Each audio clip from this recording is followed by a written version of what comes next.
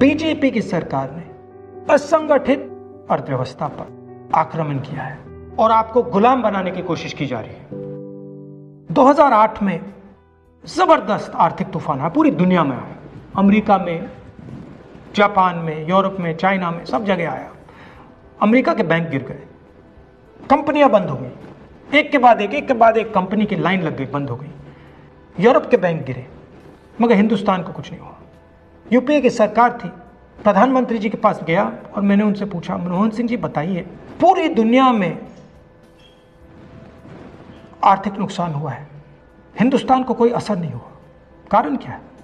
मनमोहन सिंह जी ने कहा, राहुल, अगर हिंदुस्तान की अर्थव्यवस्था को समझना चाहते हो तो यह समझना होगा कि हिंदुस्तान में दो अर्थव्यवस्थाएं हैं। पहली असंगठित अर्थव्यवस्था और दूसरी संगठित अर्थव्यवस्था। संगठित अर्थव्यवस्था में बड़ी कंपनियां, नाम आप जानते हो। असंगठित अर्थव्यवस्था में किसान, मजदूर, छोटे दुकानदार, मिडिल साइज कंपनीज। जिस दिन तक हिंदुस्तान का असंगठित सिस्टम मजबूत है, उस दिन तक हिंदुस्तान को कोई भी आर्थिक तूफान छू नहीं सकता। अब आज के दिन आते हैं। पिछले 6 साल से बीजेपी की सरकार ने असंगठित अर्थव्यवस्था पर आक्रमण किया है। 3 बड़े उदाहरण तो मैं आपको अभी दे देता हूं। नोटबंदी,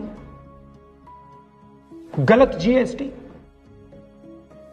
और लॉकडाउन। आप यह मत सोचिए कि लॉकडाउन के पीछे सोच नहीं थी। यह मत सोचिए कि गलती से आखिरी मिनट पे लॉकडाउन कर दिया गया है। इन तीनों का लक्ष्य हमारे इनफॉर्मल सेक्टर को खत्म करने का है।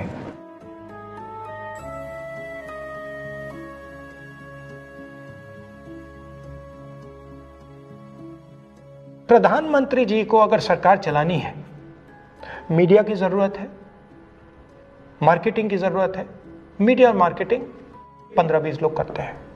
इनफॉर्मल सेक्टर में पैसा है, लाखों करोड़ रुपए, जिसको ये लोग छू नहीं सकते।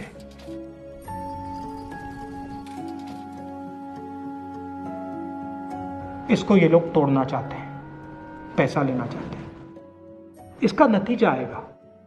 नतीजा यह होगा कि हिंदुस्तान रोजगार पैदा नहीं कर पाएगा। क्यों? क्योंकि इनफॉर्मल सेक्टर 90% से ज्यादा रोजगार देता है।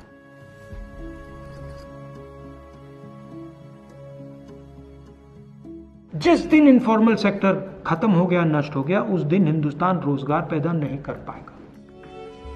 आप ही इस देश को चलाते हो, आप ही इस देश को आगे ले जाते हो, और आपके खिलाफ साजिश हो रही है। आपको ठगा जा रहा है और आपको गुलाम बनाने की कोशिश की जा रही है। हमें इस आक्रमण को पहचानना पड़ेगा और पूरे देश को मिलकर इसके खिलाफ लड़ना पड़ेगा।